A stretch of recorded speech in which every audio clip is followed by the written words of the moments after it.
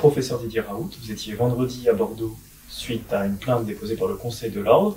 Cette plainte portait principalement sur l'hydroxychloroquine. Qu'en est-il du traitement du Covid-19 ? Donc globalement, comme j'ai eu l'occasion de le dire, c'est assez intéressant parce que c'est le procès de la réussite dans un pays dans lequel les choses se sont quand même extraordinairement mal passées.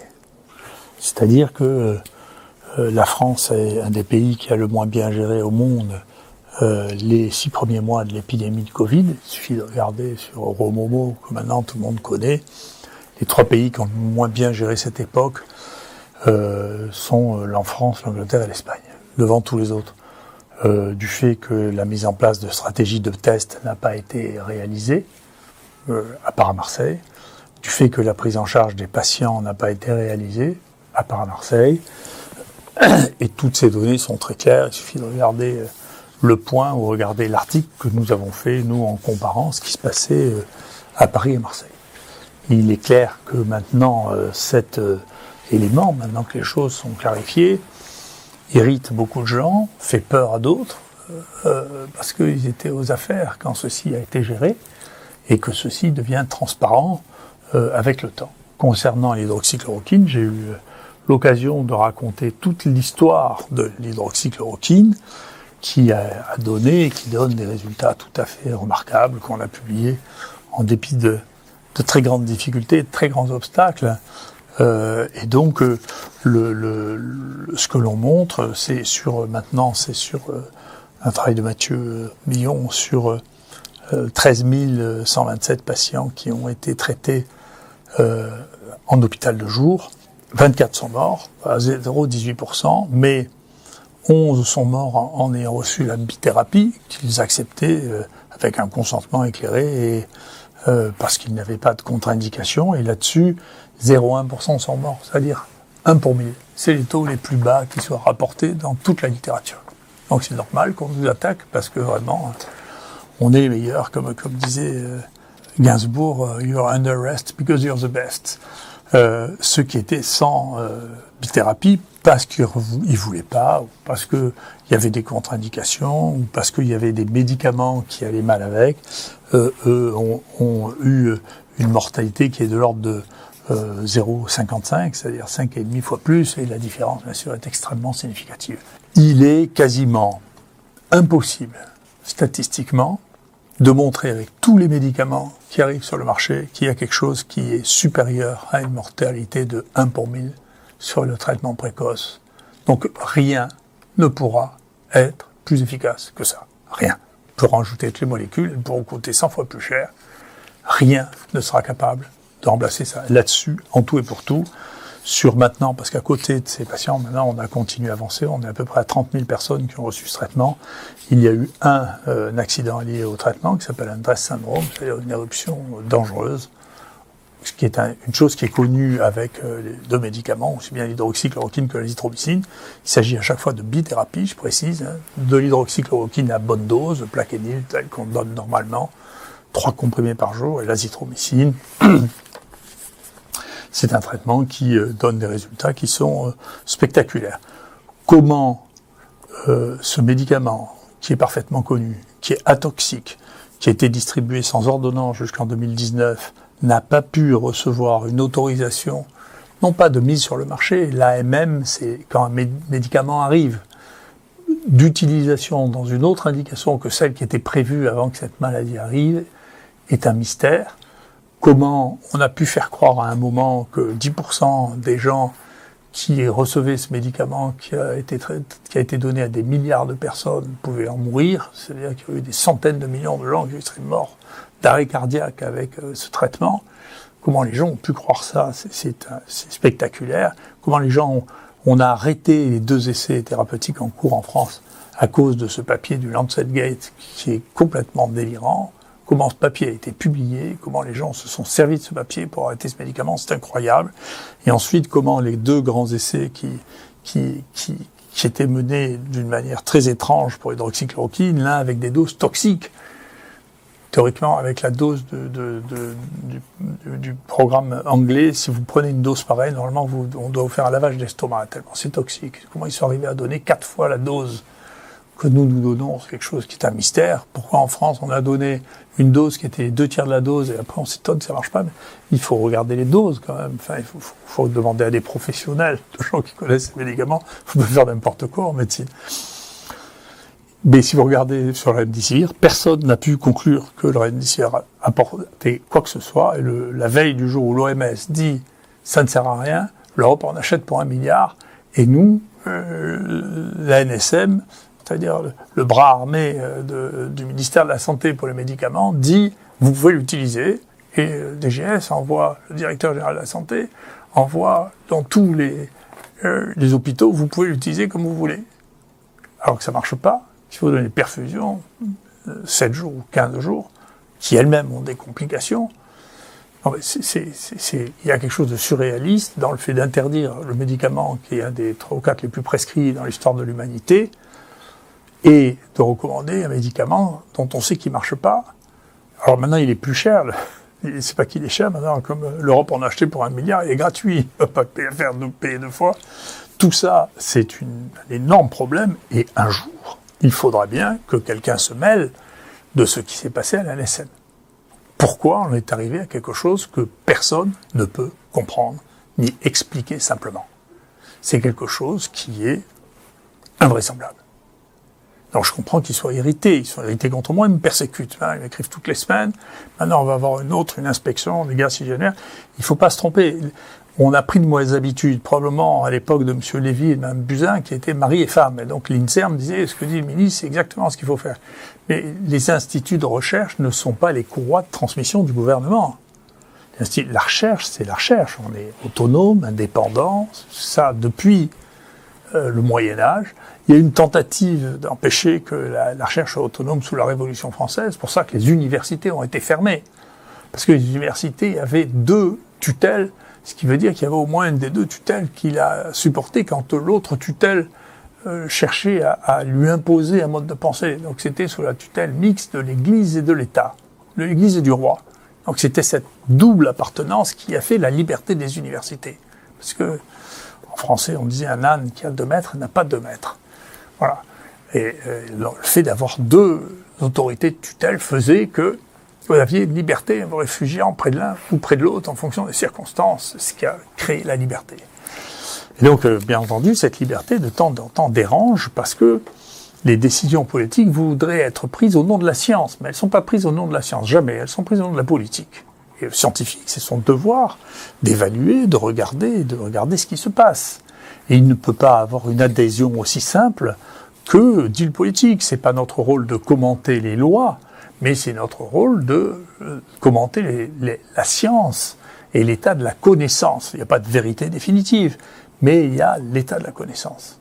Et donc, sur l'état de la connaissance, ensuite il y a un problème qui, lui, est un problème politique, c'est que les politiques ont horreur de dire, écoutez, on s'est trompé. Alors quand ils sont trompés parce qu'ils ont pris des décisions trop hâtives, sur des informations insuffisantes, parce que leur environnement n'était pas susceptible d'analyser les choses d'une manière réaliste. Personne de scientifique de qualité pouvait croire l'histoire du Lancet Gate. Moi, le lundi, j'ai écrit une lettre au Lancet qui était acceptée avant. Comme ensuite, ils ont annulé le papier, la lettre est partie avec le papier, parce qu'il n'y avait plus de papier. Personne ne pouvait croire ça. Il n'y a pas un scientifique de qualité qui peut croire un article pareil. Donc que tout le monde se soit jeté là-dessus, quelque chose qui n'est pas raisonnable. Et bien entendu, comme de l'autre côté, cette chloroquine a pris un tour extrêmement étrange, parce que Trump a dit qu'il voulait de la chloroquine, Bolsonaro, et donc c'est devenu un clan, parce que les gens raisonnent souvent de côté binaire, c'est devenu le clan des méchants qui sont pour l'hydroxychloroquine, et les bons qui sont pour le progrès, le remdesivir, et donc c'est ça qui est devenu la caricature d'une chose qui est simplement, attendez, il faut soigner les malades, il faut le soigner avec des choses qu'on connaît a priori quand on sait qu'elles sont pas toxiques, et puis on verra, il n'y a pas de drame, ça coûte pas cher, c'est des médicaments qui ont été prescrits à des centaines de millions de patients, ça va, c'est pas un drame. De se précipiter sur quelque chose qui n'améliore pas les choses, mais qui est par perfusion, ça, dont on sait qu'il y a au moins 5% de complications sur une perfusion de 15 jours, avec des thromboses, avec des problèmes compliqués, de dire, écoutez, non, c'est ça qui coûte très cher, qu'il faut donner, bien que ça serve à rien, et il faut empêcher de prescrire des médicaments qui sont connus, qui sont atoxiques ou qui ont une toxicité qui est tellement faible qu'elle n'est pas mesurable, et y compris quand on la donne, parce que le Plaquenil, c'est des choses qu'on donne pendant des années. Les gens qui reçoivent ça pour les maladies inflammatoires, la polyarthrite rhumatoïde, le plus, ils reçoivent ça pendant des années. Donc comment vous pouvez imaginer que de donner ça pendant 10 jours, ça va donner des choses absolument épouvantables, alors qu'il y a des gens qui prennent ça pendant 5 ans, 6 ans de suite, enfin quand même. Donc tout ça n'a pas de sens, c'est des décisions qui n'ont pas de sens. Et bien entendu, quand on dit aux gens que les décisions qu'ils ont prises n'ont pas de sens, ils sont très irrités et donc ils me cherchent des poux, ce qui est naturel parce que j'ai passé une partie de ma vie moi-même à chercher les poux pour les analyser et analyser les maladies qui étaient transmises par les poux. Mais globalement, voilà, c'est là qu'on en est, ça constituera, quoi qu'on veuille et quoi qu'on dise, le point auquel il faudra bien se comparer. Voilà. Et donc, quand on regarde ce domaine, ça nous dit une deuxième chose, c'est-à-dire que traité ou pas traité, traité avec bithérapie ou pas, de toute manière, avant 50 ans, il n'y a pas de mort là-dedans. Dans cette série de 14 000 personnes, il n'y a pas de mort, quand même. Donc, la question de avant 50 ans, qu'est-ce que l'on doit faire comme stratégie préventive, doit être prise avec sérénité, parce que c'est pas là que ça se passe.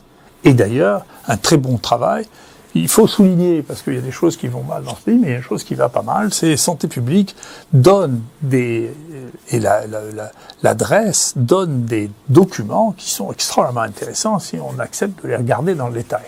Et quand on regarde dans le détail, si on regarde la mortalité de la grippe en 2019, par exemple, et qu'on la compare à celle de la Covid, eh bien, on voit que jusqu'à 50 ans, la grippe, la mortalité ou le taux d'hospitalisation de la grippe est d'une nature absolument comparable à celle du Covid. C'est après, chez les plus anciens, chez ceux qui ont plus de 50 ans, surtout plus de 60 ans, que quelque chose se passe.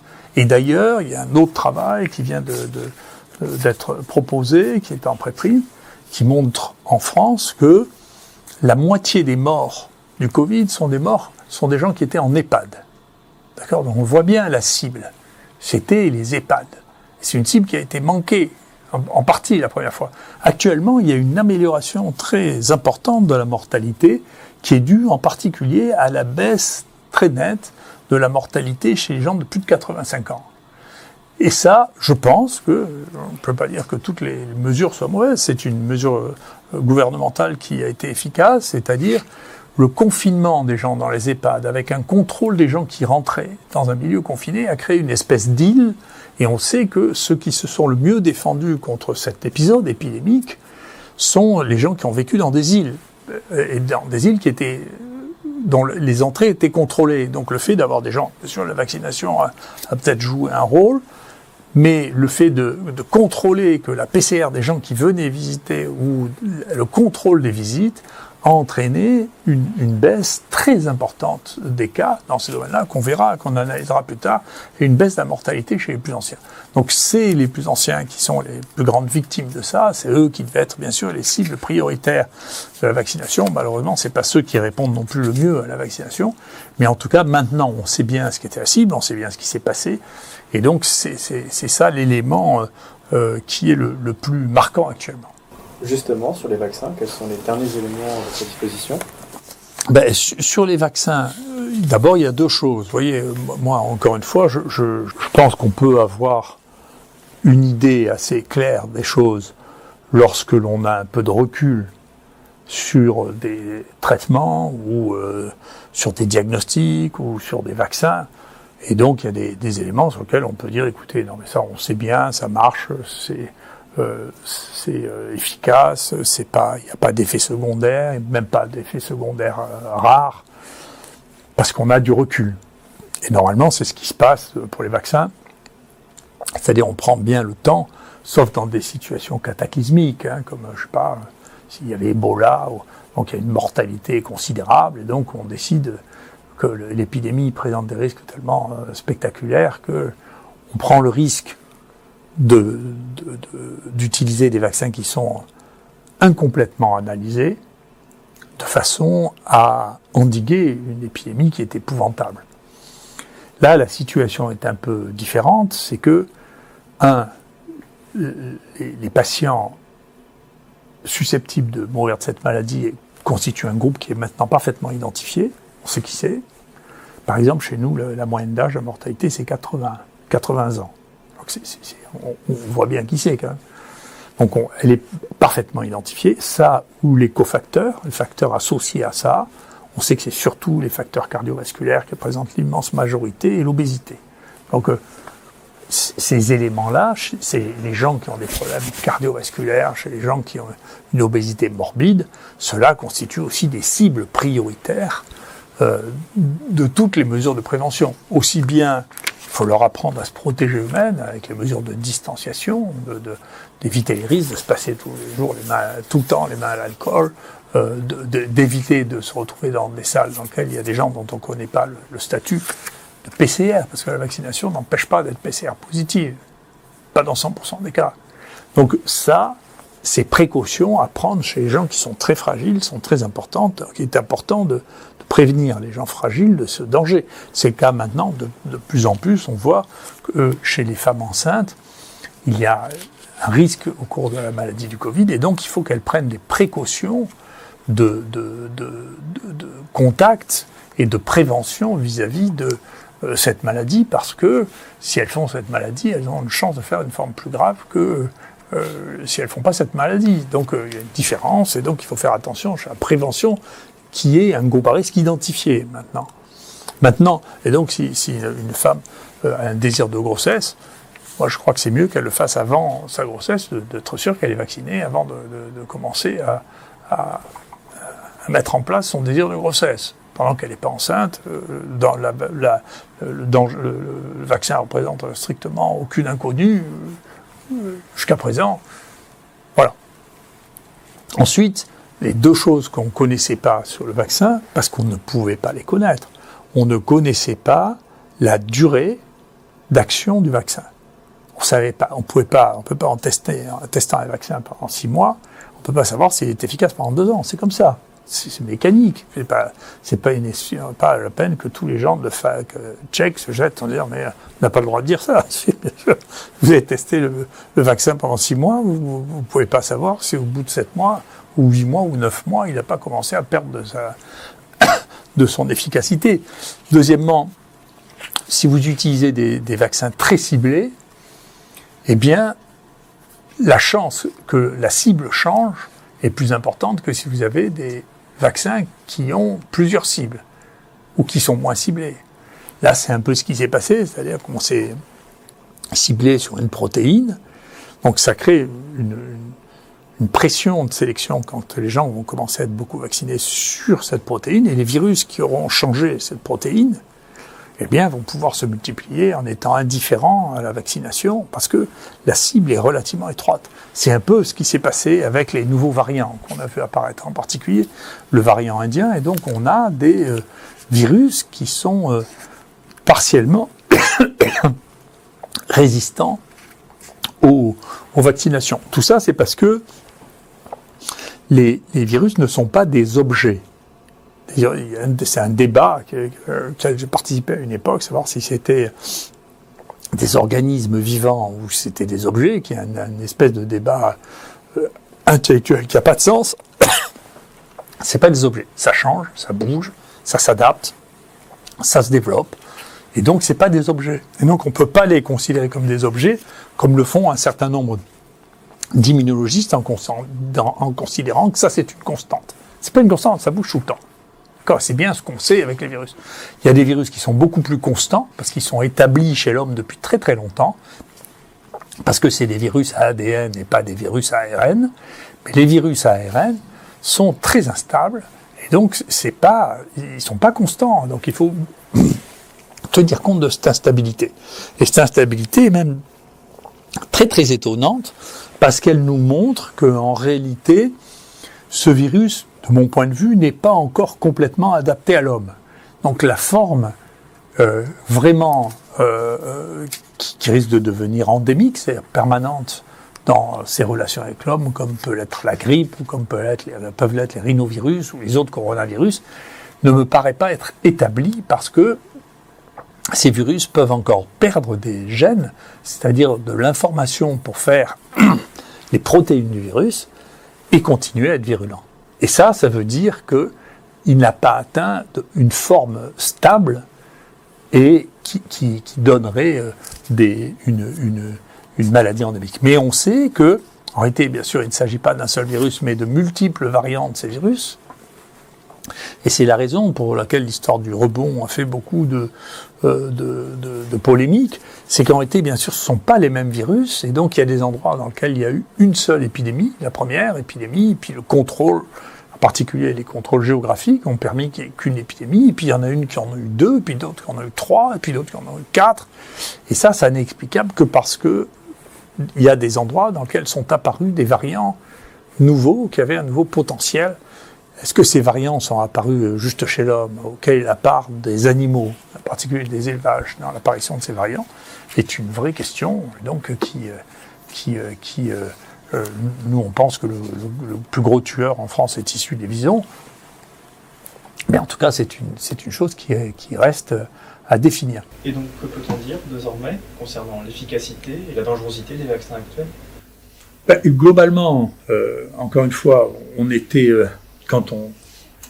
suffit de regarder un peu sur Internet, c'est évident, hein, dès qu'on commençait à dire, vous savez, on ne sait pas trop, parce qu'il y a des choses qu'on n'a pas testées, en particulier les événements rares, donc les effets secondaires fréquents, ceux qu'on a même quand on injecte de l'eau à la place du vaccin, qu'on appelle dans notre jargon des effets nocebo. Ceux-là, on arrive vite à faire la différence entre un effet nocebo, si vous voulez, et un effet vaccinal.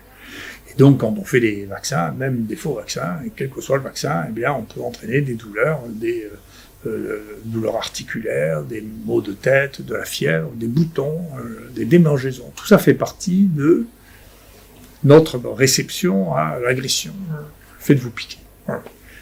Et donc, ça, et les effets secondaires banals, c'est-à-dire, dans les effets secondaires de ces vaccins, il y avait des choses qui étaient notables et qui étaient fréquentes, c'était la durée de la fièvre qui pouvait être plus longue, la fatigue qui pouvait être plus longue, mais ça, c'était quantifié et pas considéré comme étant des problèmes majeurs.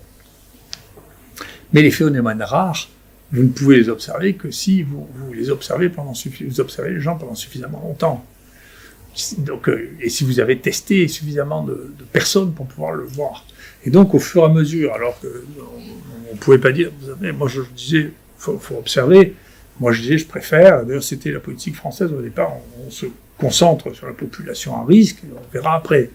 Donc au début c'est plus de 75 ans, c'est bien, c'est logique, légitime. Mais après on a vu qu'en dérivant, par exemple, chez les gens jeunes, il y avait des thromboses qui étaient dues, alors on a d'abord vu ça avec AstraZeneca, puis après avec Janssen, et puis après on a vu qu'il y avait des myocardites.